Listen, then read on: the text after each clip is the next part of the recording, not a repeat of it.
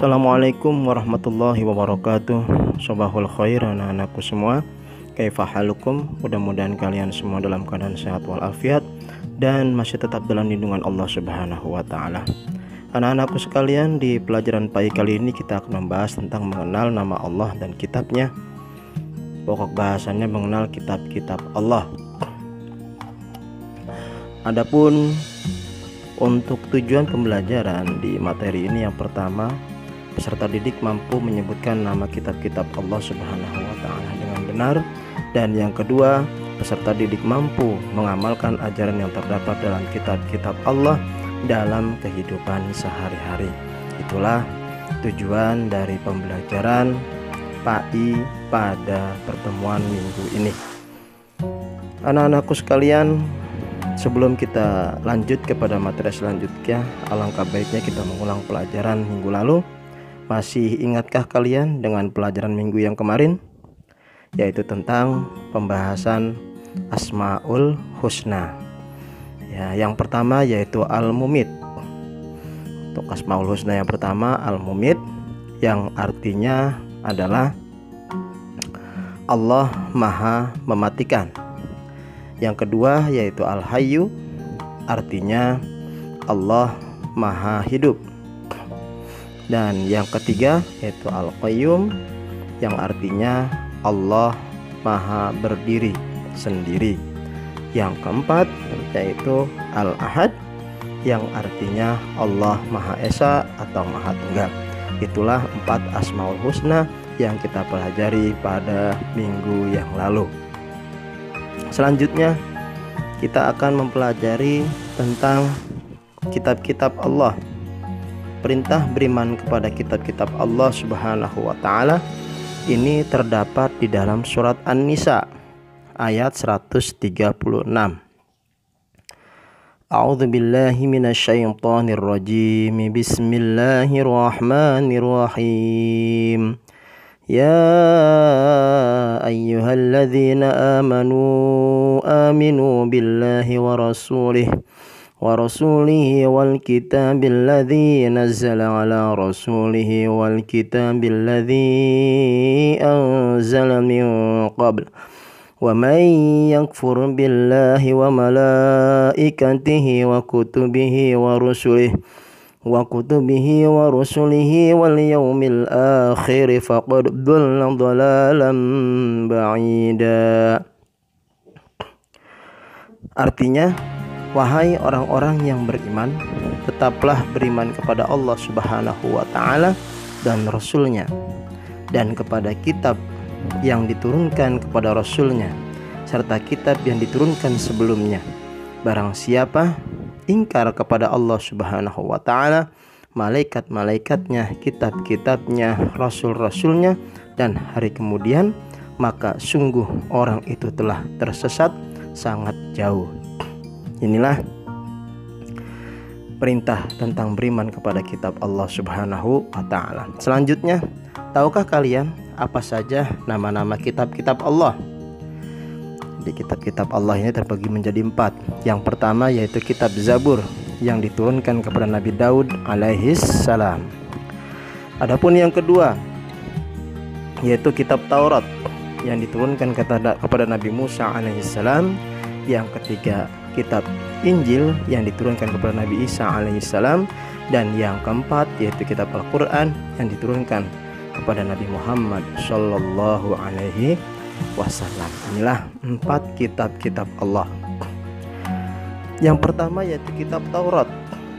Kitab Taurat diturunkan kepada Nabi Musa alaihi salam kurang lebih pada abad ke-12 sebelum Masehi di daerah Israel dan Mesir. Kitab Taurat ini menggunakan bahasa Ibrani. Jadi kalau Al-Quran menggunakan bahasa Arab, dan kitab Taurat ini menggunakan bahasa Ibrani. Yang kedua yaitu kitab Zabur, diturunkan kepada Nabi Daud alaihissalam ketika Nabi Daud menduduki tahta sebagai raja Bani Israel pada abad 10 sebelum Masehi. Jadi ketika Nabi Daud menjadi seorang raja, Nabi Daud dipercaya untuk menerima kitab Zabur dari Allah Subhanahu wa ta'ala. Yang ketiga yaitu kitab Injil. Kitab Injil ini diturunkan kepada Nabi Isa alaihissalam pada sekitar abad 1 Masehi di daerah Yerusalem. Dalam bahasa Yunani, Injil ini berarti kabar selamat, ya, pelajaran yang baru atau kabar gembira. Yang keempat yaitu kitab Al-Quran. Kitab Al-Quran mulai diturunkan kepada Nabi Muhammad SAW pada abad ke-6 Masehi di kota Mekah. Peristiwa turunnya ayat Al-Quran atau dikenal dengan Nuzulul Quran yang terjadi pada bulan Ramadan, ya, dan pertama kali diterima oleh Rasulullah SAW ketika Rasulullah menyendiri di Gua Hira di kota Mekah. Usia beliau saat itu genap 40 tahun.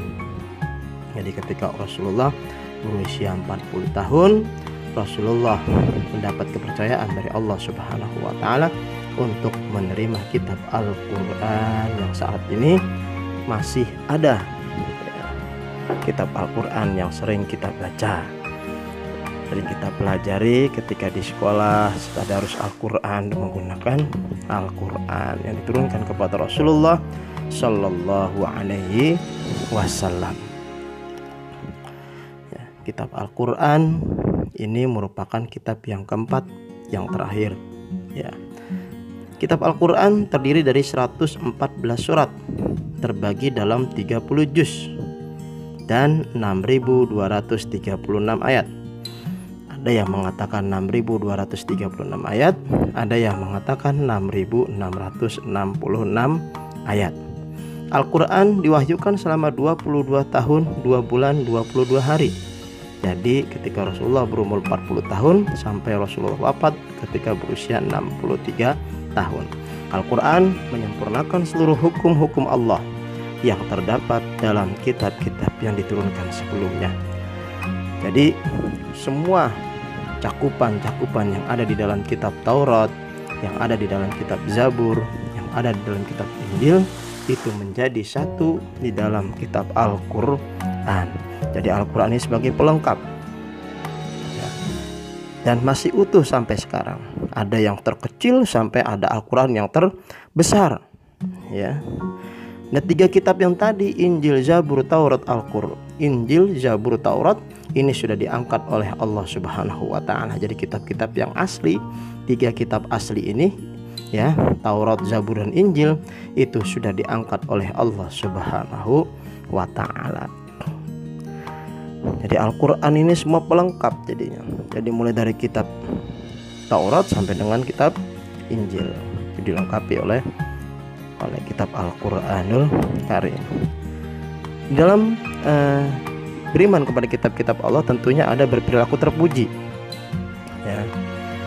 Ini menjadi satu pembahasan, ya, yang kita ambil, yang dapat kita ambil dari pelajaran beriman kepada kitab-kitab Allah, yaitu berperilaku terpuji, ya. Ada 4. Yang pertama, berperilaku terpuji kepada Allah Subhanahu wa Ta'ala. Yang kedua, berperilaku terpuji kepada sesama manusia. Yang ketiga, berperilaku terpuji kepada hewan dan tumbuhan.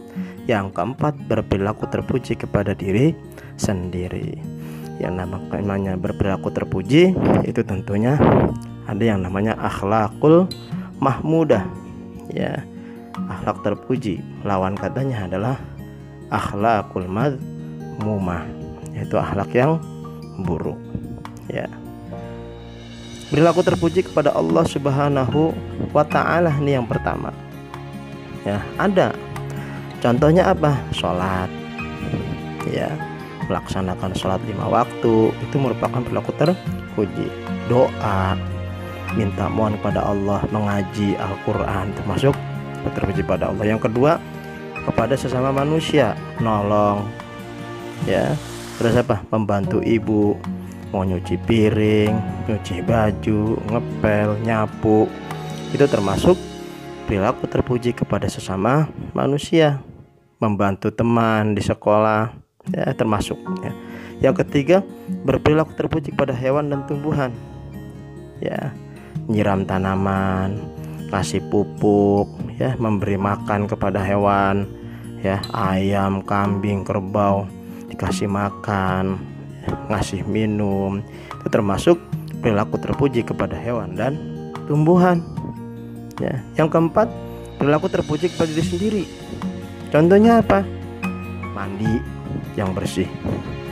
Ya, mandi. Apalagi? Gosok gigi. Itu perilaku terpuji kepada diri sendiri. Ya, itu termasuk. Apalagi? Memberikan wangi-wangian. Ya, itu termasuk contoh dari perilaku terpuji kepada diri sendiri.